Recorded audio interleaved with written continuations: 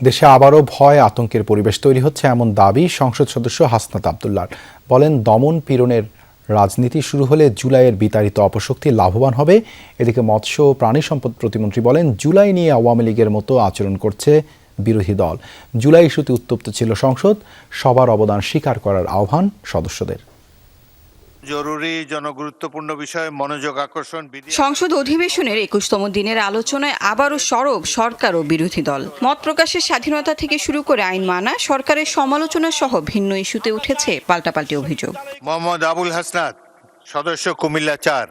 রাষ্ট্রপতির ভাষণের উপর আলোচনায় বিরোধী দলের সংসদ সদস্য হাসনাত আব্দুল্লাহ দাবি করেন, সংসদ গঠনের পর থেকেই মত প্রকাশের কারণে মানুষকে ধরে আনার ঘটনা ঘটছে। ক্যাম্পাসগুলো আবার অস্থিতিশীলতা তৈরি করা হচ্ছে। আমরা পলিসির জায়গায় আমাদের বিরোধিতা থাকবে, পলিসির জায়গায় আমরা এগ্রিমেন্টের মধ্যে থাকব, কিন্তু আমাদের একটা রেড লাইন টানা উচিত।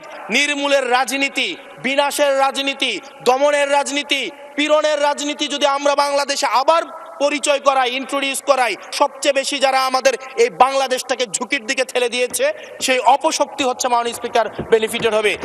এদিকে সরকার দলীয় সংসদ সদস্য সুলতান মাহমুদ টুকু বলেন, সরকার জুলাই ও গণভোটের পক্ষে। অভিযোগ করেন, আওয়ামী লীগের মতো একক কৃতিত্ব দেখানোর প্রবণতা তৈরি হয়েছে বিরোধী দলের মধ্যে। জুলাই আন্দোলন নিয়ে কার কি ভূমিকা, এই আওয়ামী লীগের মতো আচরণ। আওয়ামী লীগ ৭১ মনে হয় যে আওয়ামী লীগই করছে, আর কেউ যুদ্ধ করে নাই, এইরকম আচরণ আওয়ামী লীগ করছে। এদানিং ওই রোগ তাদের ভিতরে ঢুকছে। জুলাই আন্দোলন খালি তারাই করছে, আর কেউ করে না। অন্যদিকে জুলাই প্রসঙ্গে সব পক্ষের অবদান স্বীকার করার আহ্বান জানিয়েছেন ববি হাজ্জাজ।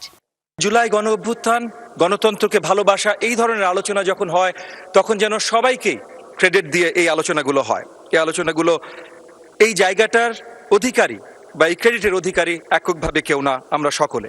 আজকে জুলাই আন্দোলন হয়েছে ১ বছর ২ বছর হয় নাই, এখনই স্মৃতির বিস্মৃতিতে অনেক কিছু হারিয়ে যদি যায়, ১০ বছর ২০ বছর পরে এই ইতিহাস বিকৃতি কোথায় গিয়ে পৌঁছবে?